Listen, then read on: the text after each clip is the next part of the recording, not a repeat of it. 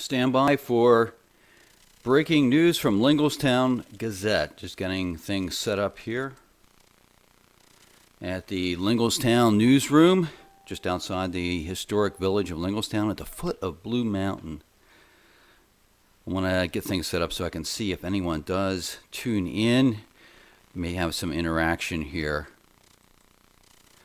What we're going to be looking at is tonight's Central Dauphin School Board special meeting on the budget. Almost ready to get going here. Let's see, click on that. Okay. So I'd like to welcome anyone tuning in. A special report here tonight. My name is Bill Bostic, your wannabe Walter Cronkite. I call myself the captain of local news, especially now that really no one's doing local news other than Linglestown Gazette and to some degree the Paxton Herald. We're going to be looking at the meeting that happened tonight. It was over at Central Dauphin East Middle School, the third of 4 town hall meetings on Central Dauphin School District's budget planning process, and this is a pocketbook issue for you because this is your earned income tax, part of that 2% that comes off your paycheck, and also the annual tax, property taxes that you pay. And actually part of your state taxes and federal taxes all funnel back to your local school district in some form or fashion. We're going to let you know what happened, do a reporter's notebook, and then have some commentary on the back end. This is brought to you, this special report, by Kane Mortgage, owned and operated by Kane Smelts, my friend.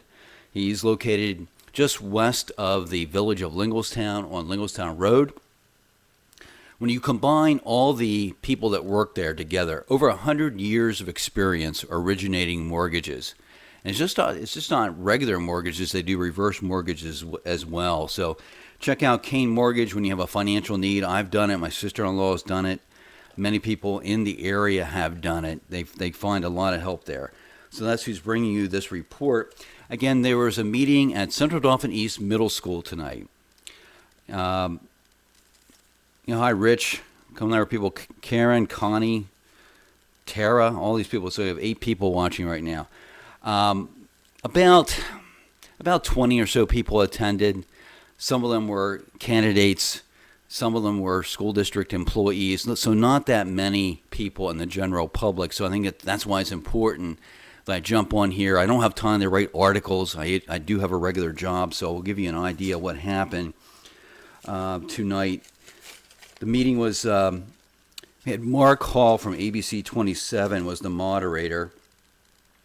And things started off with school board member Steve Smith, who heads up the school district's, the school board's finance committee, made a couple opening remarks, basically just saying that the school board this year is making a big effort to be more transparent about the financial health of the district, overview what has been done and what kind of challenges they're facing financially, how the school district is performing, talk about constraints and all this kind of thing, and sort of demonstrate that the school district and its members are wise stewards of dollars. Again, we're doing just a quick reporter's notebook on tonight's school district budget meeting, a town hall meeting moderated by ABC 27. Mark Hall was there tonight. The school district started the planning process back in October. When they piled everything up, they needed to find $8 million to balance the budget. But over time, things become a little bit clearer. And at this moment, just like last time, whenever there was a discussion, the district needs to find $2.6 million to balance a budget that's going to come in around $200 million. I mean, we're talking about the 11th largest school district. 19 school buildings plus an admin building. I think there's 12 or 13,000 students, over 1,000 employees. The school district, Central Dauphin School District, is massive, and it's one of the biggest employers in our area. So we're talking about some big dollars that are flowing through there. $200 million, can you imagine that? And then finally, Steve Smith, again, the school board member who opened things up, indicated that all as far as finding easy things to cut or easy things to change to find dollars to close this $2.6 million gap, all those dollars have been picked. So now it's going to get difficult between now and then May 9th, and that's a date you want to circle on your calendar. May 9th, that's whenever the school district's going to be unveiling their proposed budget. And they'll put that on display for some number of days, and then by June 30th, they need to finalize that thing. So what you're going to hear on May 9th, they're going to have to put all their cards on the table in terms of how they're going to get a balanced budget. So that meeting is going to be at Central Dauphin East High School in the auditorium. It'll start at 7 o'clock, May 9th. So you get all the details. So between now and then, they're going to find this money. So that's really where they're at. Page 2. Let's see here. They just had some discussion in terms of where they found some money.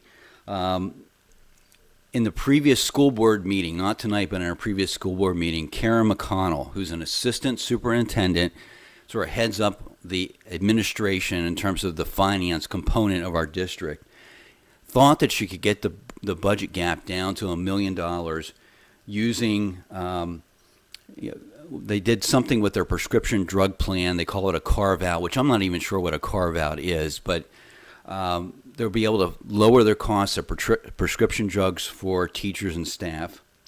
And also they're doing it's called a interest rate swap, which again, I've talked about that in the past. I'm not sure how it works, but they believe they can generate $200,000 from that in new interest.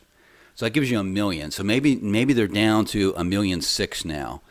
But where they're going to find that, I talked to after the meeting to school board president Ford Thompson. He indicated there's something like 10 staff members that who are planning to retire. So they'll be taking a look at those positions, and maybe some of them will not be. They'll not fill those positions. And just round numbers, when you take many of the employees out of the mix, when you look at the total cost, many of them come in around $100,000 for salary, benefits, and everything else that goes into it. So, I'm not sure they're going to be able to close the full gap that way, but they're going to be getting close. So the bottom line is, it looks like they're going to be able to put this together this year without major structural changes or anything like that. Whether there's going to be a tax hike or not, that the board's going to have to debate that. They don't want to have a tax hike. They're not planning on having one. But whenever May 9th rolls around, we'll see what's proposed. And then, of course, between May 9th and June 30th, the school board can then debate on how they want to close that gap. There was some discussion about saving money through solar power. There was a couple of questions that came up. And without getting into the details, right now the district doesn't have anything in the pipeline to do that. School board member Eric Epstein said that if the school district got a grant writer, they might be able to put something together. There are programs and grant programs available out there. So we'll see whether the school district acts on that. That's not something that's going to impact the next budget. That will not be part of it. Maybe in future budgets. Page 3. Let's see anything worthwhile here. I think that's the nuts and bolts of it, but so I'm going to go into more of a commentary type of thing right now. And that is one other date I want you to be aware of. This Thursday, May 2nd at 11 o'clock in the morning, the school board has a variety of committees, and the finance committee that deals with these budgetary issues will be meeting in the boardroom at the administration building. The administration building is right in the same campus as Central Dauphin East High School. That's 11 a.m. this Thursday, May 2nd. The public's welcome to attend. I may be able to attend part of it. I do have a luncheon to attend on stormwater issues. So if anyone wants to come with me and learn about stormwater issues, I'll be doing that around the lunchtime. But I'm going to try and get to this finance committee meeting on Thursday before then. Really what we have here in terms of just going into commentary, again, this is Bill Bostic talking. This is not reporting. This is my own reflections on being at 3 of these meetings so far. Really what we have year after year, not only in Central Dauphin School District, but across the state, you have school officials administrators, school board members, members of the public who are really into this, fighting for the status quo. So, and that's really what's in front of us here with this budget at Central Dauphin School District for next school year, 2019-2020, the status quo, keeping things pretty much exactly the way they are. No major layoffs. Maybe they're not going to fill some positions. It's business as usual. So we're fighting for the status quo. And the status quo is going to be harder and harder and harder to maintain, not because of what local officials are doing, because they only have, if this is the big pie, as far as all the expenses, the $200 million that gets dumped into our school district every year to educate our kids, there's probably just this little sliver that they can control. The biggest part of it, they have no control. These are state and federal mandates that come down the line, some of them not funded. So the local school officials are getting squeezed year after year. And what happens is Karen McConnell, who runs the business side of our district, regularly puts out 5-year projections. And over the last number of years, when you say, okay, if they start doing these status quo things, we're just going to keep doing what we're doing, eventually the district runs into financial problems. And I believe I asked her tonight, when would that happen currently? So if we try and maintain the status quo based on what she knows now, the district's going to have financial problems in 2022. So at some point in time, our school officials are going to have to figure out, what are we going to do to keep this thing afloat? And this is primarily because of the state government. And what a lot of people don't understand is that the way the state allocates money, first of all, our state does not provide a huge percentage. Well, let's put it this way. They don't provide the percentage they once did. Usually the mark had been, in years gone by, 50% would come from the state. Right now, it's in the low 30s. So the amount of funding is going down over time. They're not keeping pace with the cost of education as we're doing it here in Pennsylvania. Scranton, as an example, is having major problems with their school district and funding it. And there was an article today, it talked about members of the administration and the school board did not know that state government had underfunded the district by tens of millions of dollars until the newspaper, in this case the Scranton Times-Tribune, brought it to their attention. So the newspaper is giving the school officials trouble. Our school officials know that we're underfunded, especially Eric Epstein, who is very active at the state capitol. So we know that we're underfunded, okay? And then you have things like a school district has to pay for when one of our students opts to go to a cyber charter school, in other words, go to school at home via computer. The school district has to pay money out for that, pay the tuition for these kids. And then there's actually brick and mortar charter schools in our area, and again, our district pays for them to go to those schools that are outside the normal flow of what we do here with the 19 school buildings. So, and then special education costs is another one. Districts struggle with rising costs of special education. The number of special education students continues to grow in our district and many others, and superintendents say they need more money to help children. So we're being, the biggest problem is the state government and funding. And we didn't even talk about the state pension problem. I think I just did some work on my own pension with my employer. I work for a news concern that covers state government. I think my employer gives me something like, for every dollar I put in, they give me 4 cents. So 4% match, something like that, 3 or 4%. Okay, and that's pretty typical. Some programs, they don't give you anything. I get 3 or 4 cents on the dollar. And that's great. I mean, you want to at least get that match for I think it's the first 15%. I don't know. I don't understand how it works. Don't try. It's what time is it here? I don't care about that at 10 o'clock. What I care about is that the state government, because of the way they've run the state pensions, our school district has to pay 33%. 33 or 34%, something like that, and it amounts to $28 million coming up in this next school year. That's because of the state, not because of local officials, folks. So I just mentioned state pension, terrible problem.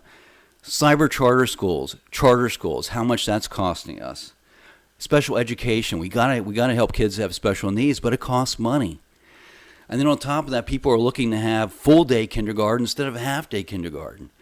And then other people want to have pre-kindergarten, because the kids are not getting enough help in many families at home. So they come to school unprepared, day one.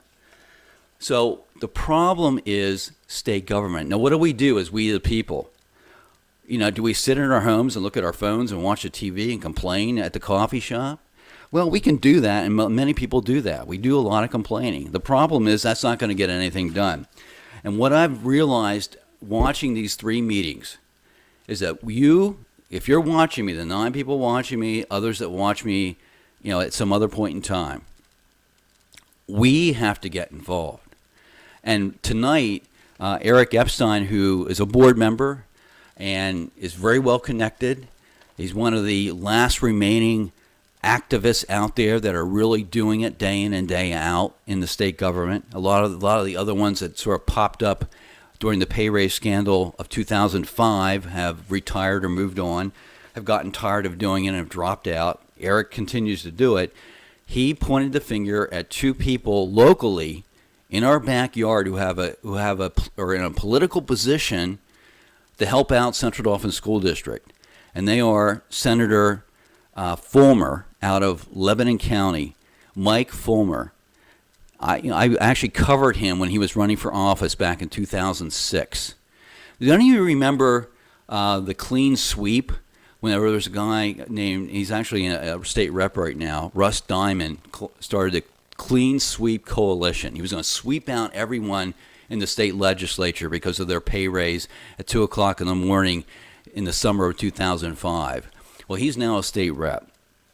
But Mike Fulmer came in on that wave. He actually knocked out a legislative leader back in 2006. It was an amazing thing.